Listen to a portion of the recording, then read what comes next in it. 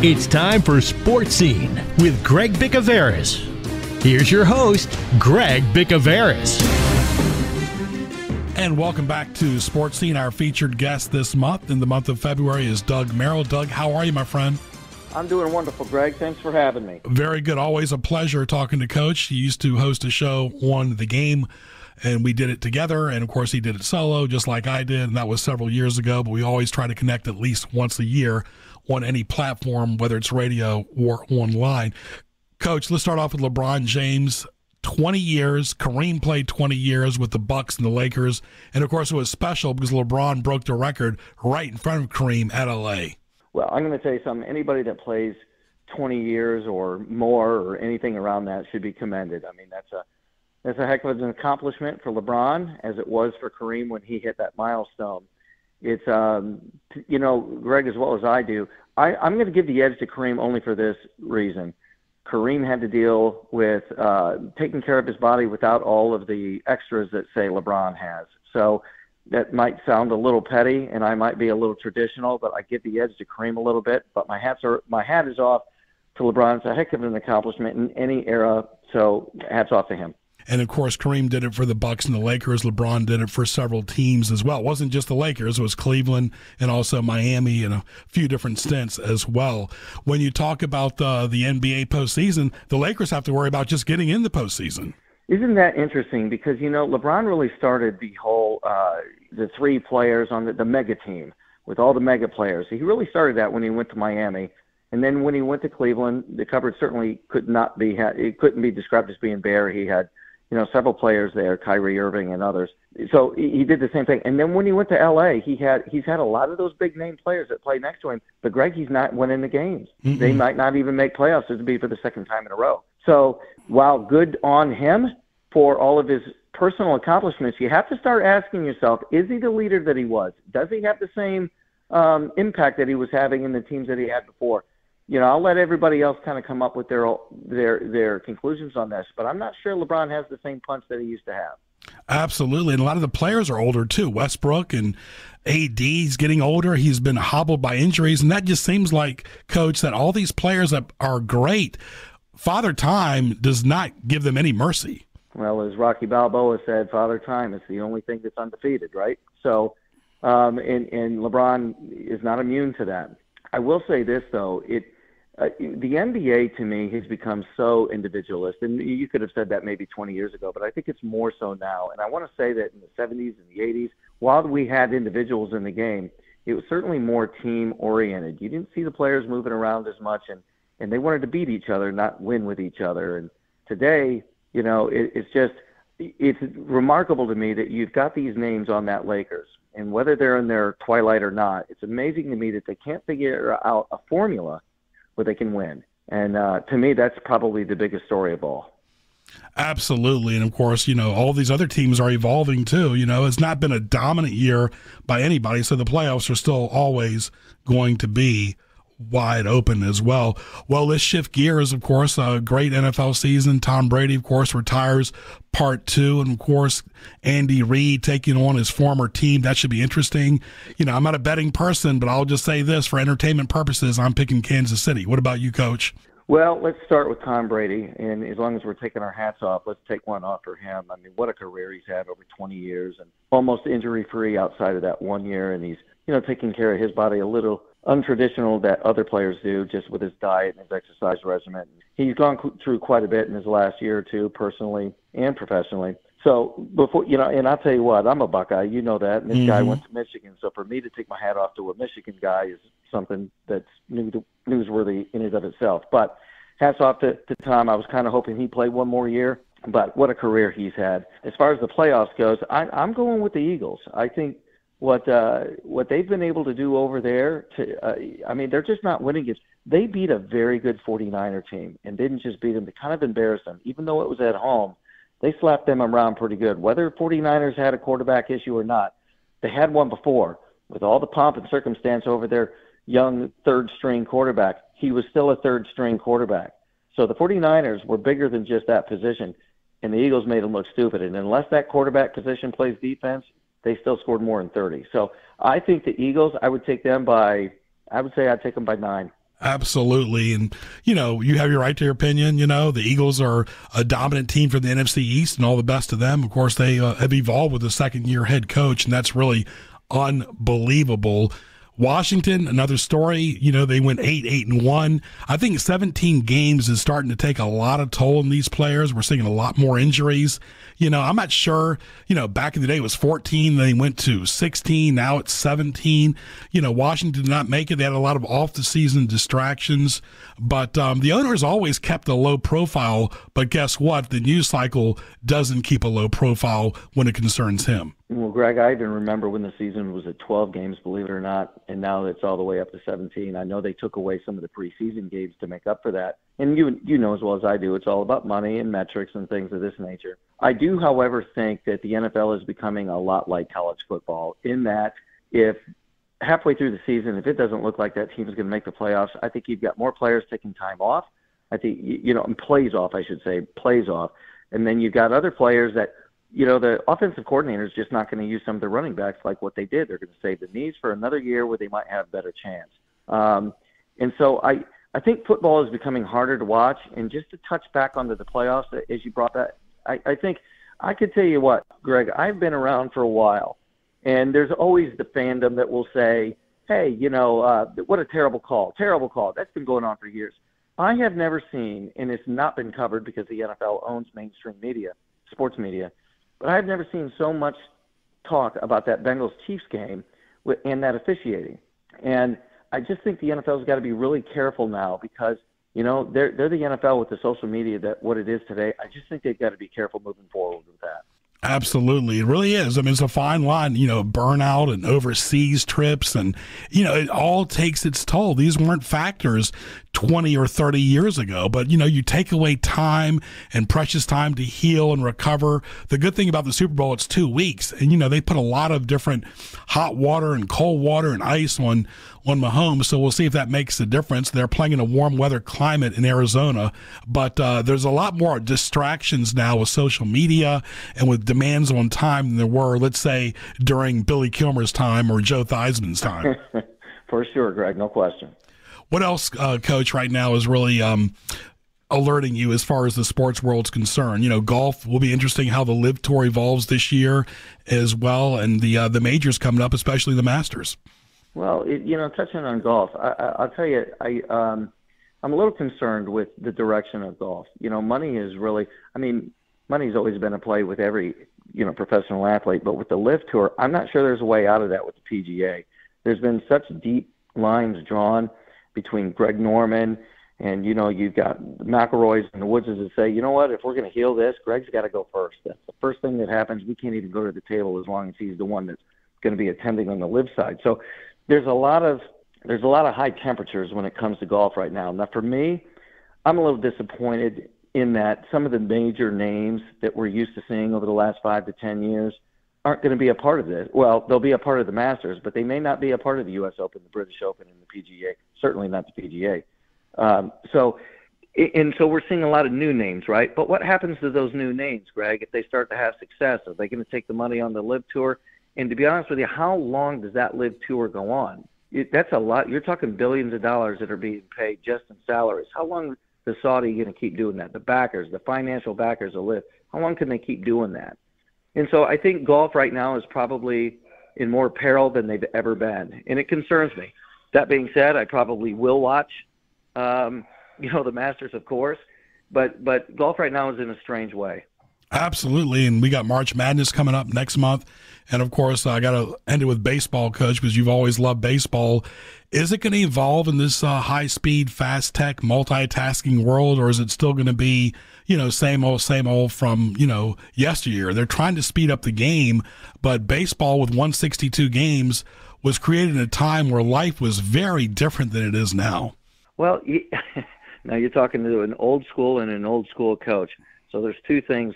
The first one is the umpiring.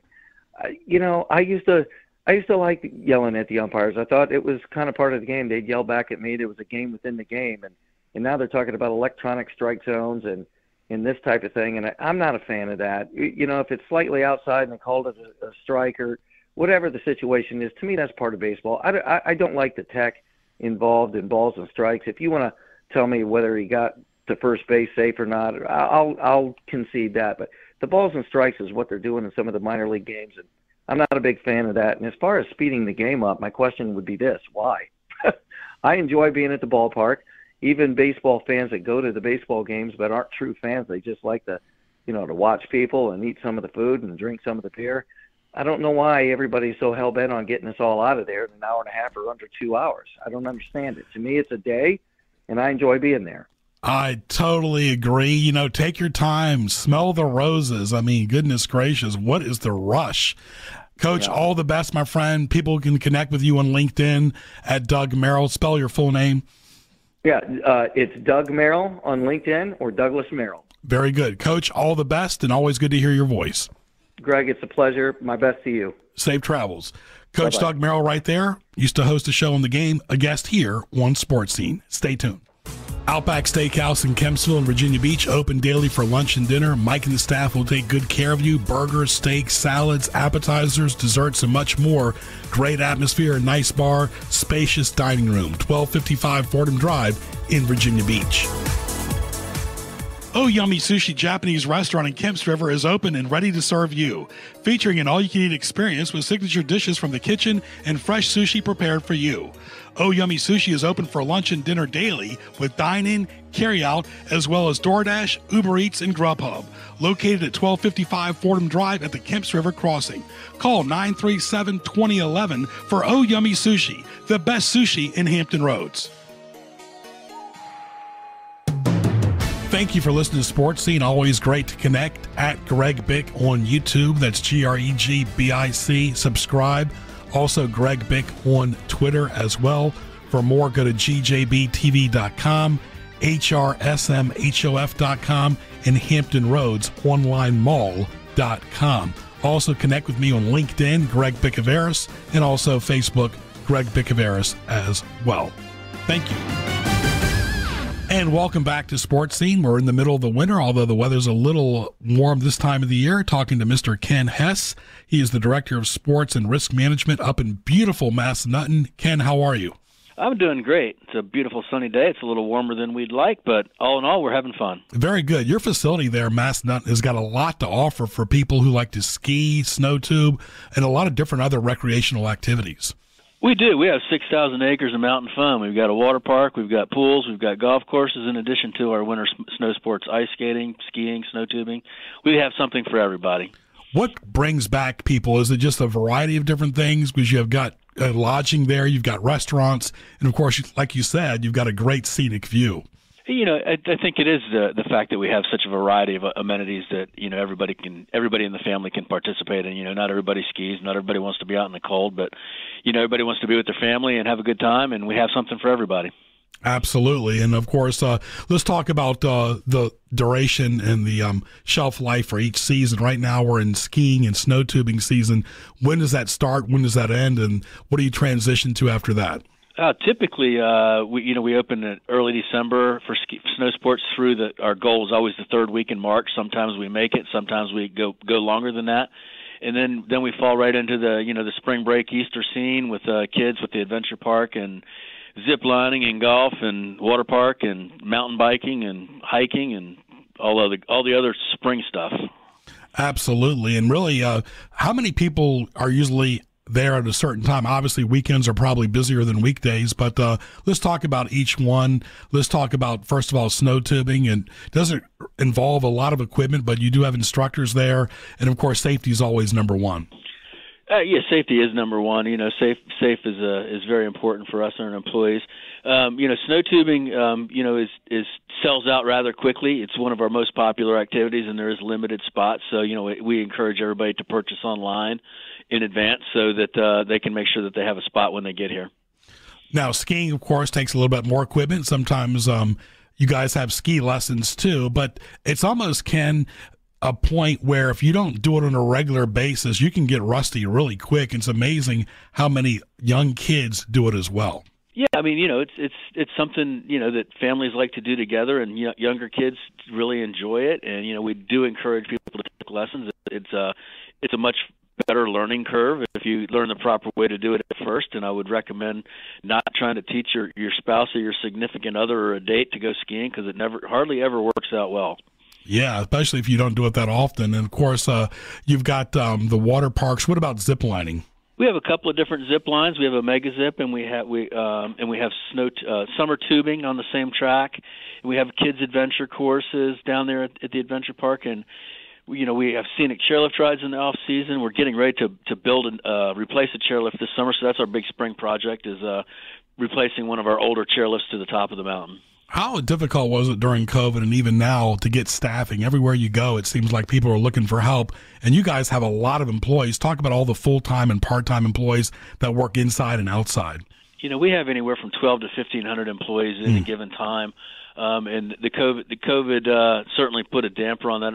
Staffing was extremely difficult, and on top of that, some of our J1 student visas, we have a cultural program for foreign students, and they weren't allowed to come, so that made it even more difficult. But they're back. There seems to be the younger crowd is more wanting to get back to work, and this year is not fantastic, but it's not nearly as difficult as it has been in the last couple of years. Yeah, it's just a retreat too, Kenny, because people need a mental health break, and to me, one of the best mental health breaks in Virginia is going to Massanutten. Yeah, absolutely. Everybody needs a mental health break, and going back to the COVID thing, people wanted to get outside. It was where they felt they could do something safe and with their family. We had all the things that they could do that they felt like they needed to do, and hopefully that surge kind of sticks around, and we've got some new participants in all of our activities, whether it be the water park, ski, golf, mountain biking, whatever it might be. Just get outside and have some fun with your family. A final few questions for Kenny Hess from Massanutten. What about the water park? Really, that's a great place, a lot to do in there, of course, and great restaurants too. Yeah, the water park recently had an expansion that we finished up in the middle of the COVID thing, so we have some more outdoor slides to expand that, and we remodeled a restaurant at the water park just recently. It opens up next week, as a matter of fact. But we have a number of different dining options, whether you like eating outside, inside, a little more casual, or something a little bit more palatable for fine dining. When you start talking about outdoors, what about golf courses nearby? Well, we have 2 courses right here on property, and then when there's a number of courses within 20 or 30 miles, so you can get all your golf in all you want right here in Shenandoah Valley. Massanutten's on Facebook, and of course, a great website, Google Massanutten, of course, the great ski area, but there's a lot more than skiing, as we just heard from Kenny Hess. Kenny, all the best. Have a good remainder of the winter, and we look forward to talking to you again next season. Great. Thanks for having me on. My pleasure. Kenny Hess right there from Massanutten. Stay tuned. Mi Hogar is your restaurant for the finest Mexican cuisine in Hampton Roads.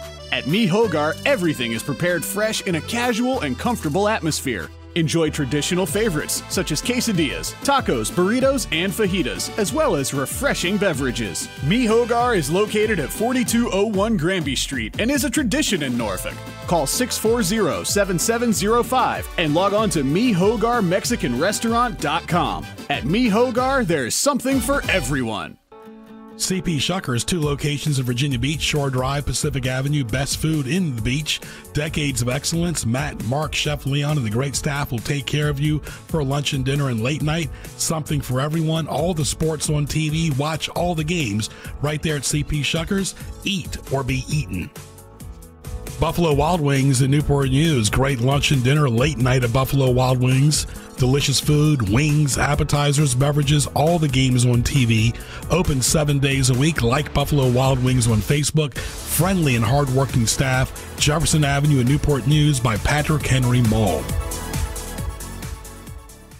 So, what's Greg's problem? I'm very mad! God, I'm so mad right now! I know you're mad. I know you're upset. It's time for What Tees Greg Off. What Tees Me Off, always a fun segment right here on Sports Scene, trying to back out of a big box store. Oh, yeah. Also, cigarette or vaping odors. Having to wait for others to get an action done. That's like snail mail. And the last one, Ken, is X's. There's a reason why it's low in the alphabetical order. That's a good point. What about you? Ordering anything online, it takes me so long to put in all that credit card information and my address. It takes me more time to order than it does to eat the pizza. And they're just fees piling up. I know. People who move things around at work. We have somebody here who keeps turning a light on in another studio. I have no idea who it is. Every day it's on again. It's not just that, Ken, but people who rearrange stuff in the house or your office without you knowing about it. Just leave it. And people who sound annoyed when you get a wrong number. You ever call the wrong number and you say, hey, can I talk to Bob? And they say, there's no Bob here. Like they've never gotten the wrong number before. They're duplicitous and miserable. Must be great. All right, that's what teased me off. Thank you, Kenny. Welcome back to Sports Scene. Always a pleasure to talk to George McClain, the owner of the Marksman in Newport News. George, how are you today? Doing fine, Greg. How about yourself? Very good. Let's start off with the political climate. Of course, just heard the State of the Union. How has the political climate affected your store as far as retail sales? There's always seems to be trends whenever there's a big announcement. Well, the only thing that we're seeing is just people coming in with questions. There's been a lot of activity with DOJ in the last few days about overturning federal judges overturning DOJ's stuff on whether you can buy a gun if you've got a domestic violence charge again or not. I won't say charge, but if you have a restraining order or anything with domestic violence, where before that you were prohibited from buying a firearm. That were the one yesterday was about I think the third federal judge that had overturned that. So things like that generate the questions. We've just seen kind of a constant uptick in business, but not a drastic jump. So it seems to be more of a recovery from the COVID days.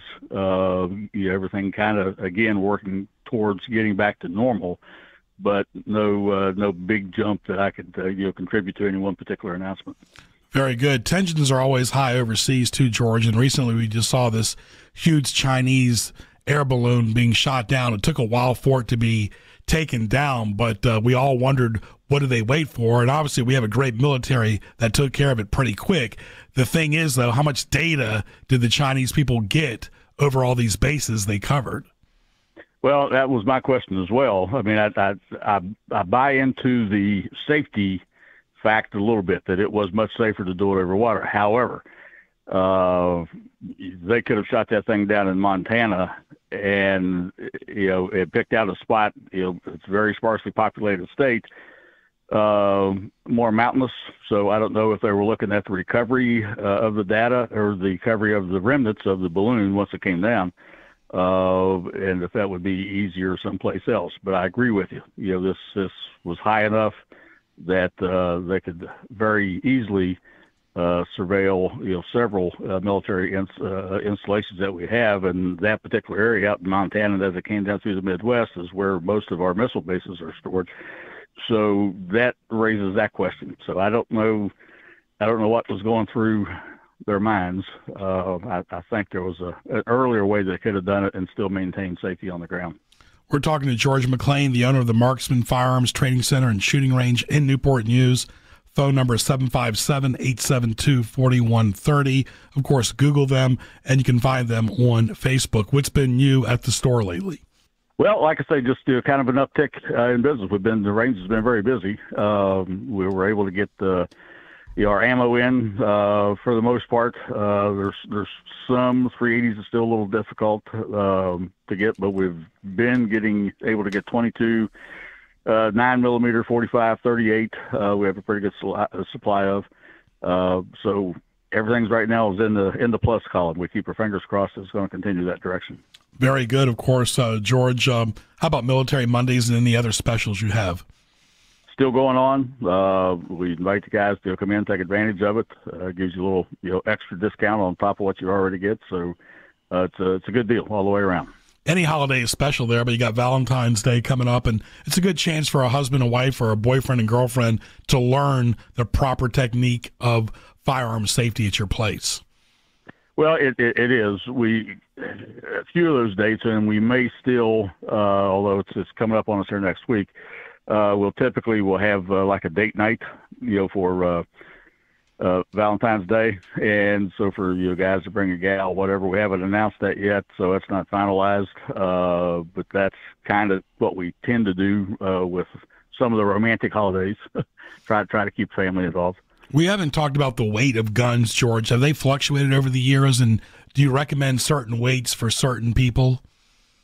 Well, I do, and this kind of sounds backwards, but the smaller the person, probably the heavier the firearm they need. If recoil, we're talking handguns now, if recoil is an issue.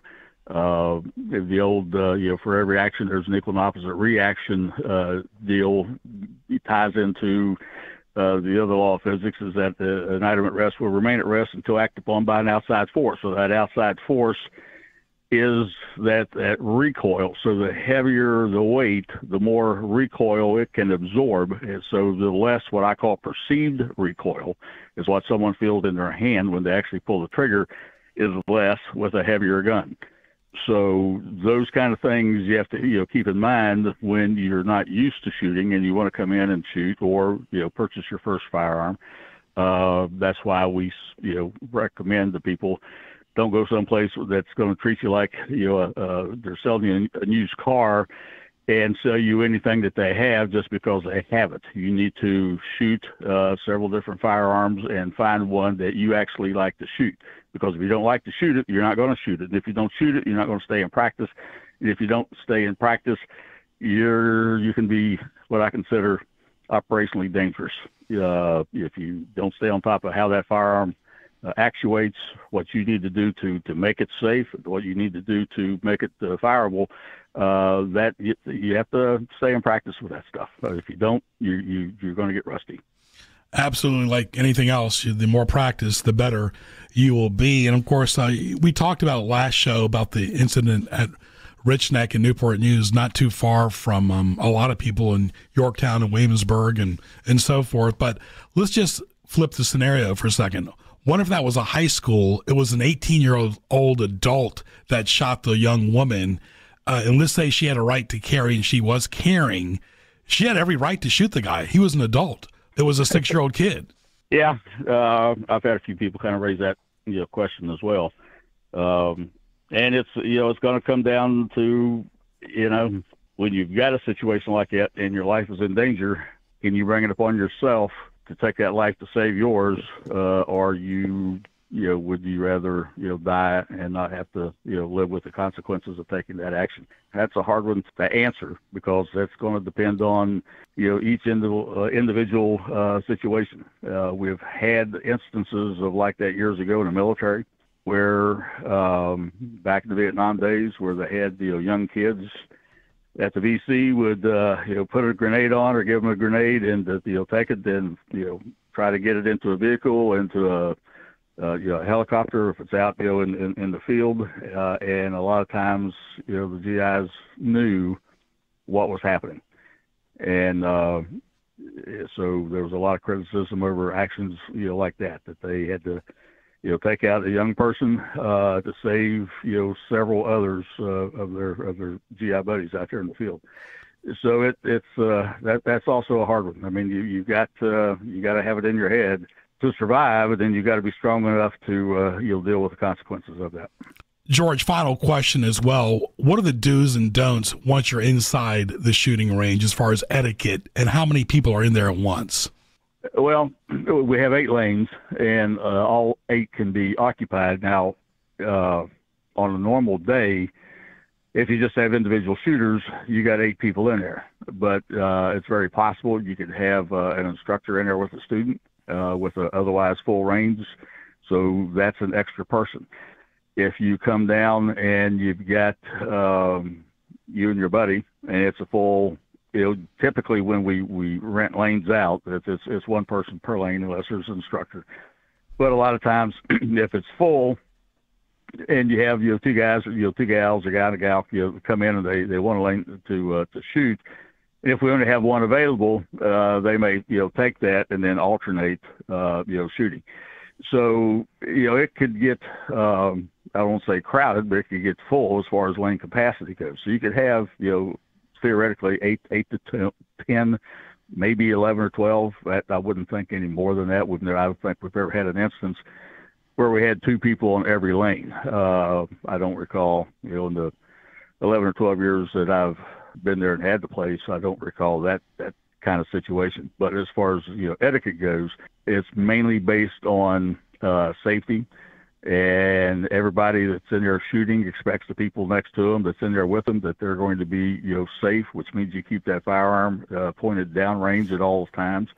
You're not backing up and moving it around and having the gun pointing at several different places as you're waving the thing because you're loading it up or whatever. You've got to be cognizant of what you're doing and how you're doing it and how it's safe to do that. So that's the biggest thing. The others is don't get in anyone else's way. Don't take space that's in somebody else's lane. You want to stay in your own. So a lot of it is really common sense when it comes to the etiquette side of it. The safety side of it, you would think would be common sense, but to a lot of people that doesn't seem to be the case. So we have to reiterate that on a per person basis as they come in, and we tell them there's no rapid fire. Shoot your target, because we've got cable retrieval system, and a lot of people want to go shooting in the head of the target, and if they're not experts, which very few of them actually are, they miss the head and they will overshoot and hit the cable, and when that happens, everything comes crashing down for that particular lane, and then that lane's inoperable for the rest of the day, till we can get in there and restring it, then get it back up. So that's kind of the big things, but we've got video cameras in there to where we can surveil what's going on, and if we notice anything out of the ordinary, we'll get on the PA system and try to stop it immediately until we can get an employee in there to find out what's going on, and then remove the individual if there's an issue. Yeah, respect the space and do not distract the fellow firearm shooter. George, all the best. 520 Industrial Park Drive in Newport News. Phone number 757-872-4130. The Marksman in Newport News, truly an institution in Hampton Roads. George, we'll talk to you in March. Thanks a lot, Greg. You take care. You too. My pleasure. You too. George McClain from the Marksman. Stay tuned. BJ's Restaurant Brewhouse, home of the Pizookie, Tech Center Newport News, lunch and dinner, huge menu, salads, appetizers, burgers, entrees, desserts, open daily for lunch and dinner, late night dining, great place to unwind, eat, relax, and watch sports on TV. BJ's Restaurant Brewhouse in Newport News. Sakura Japanese Restaurant in Chesapeake is your destination for excellent Japanese food, featuring fresh sushi and hot dishes prepared in the kitchen for lunch and dinner. Sakura is located at 1437 Sands Drive at the Walmart Way Crossing. Oh Yummy Sushi is at the Renaissance Place at 401 North Great Neck Road in Virginia Beach. Both Sakura in Chesapeake and Oh Yummy Sushi in Virginia Beach are available with DoorDash, Uber Eats, Grubhub, and Pickup. Tasty Japanese food the way you want it is at Sakura and Oh Yummy Sushi. I want to thank our guests today on Sports Scene on the February edition of our podcast, Doug Merrill, Kenny Hess, George McClain. Don't forget to go to GJBTV.com, click the YouTube link, and of course subscribe to Greg Bick, GREGBIC on YouTube. For Ken Carson, I'm Greg Bicouvaris. We'll talk to you soon. You've been listening to Sports Scene with Greg Bicouvaris.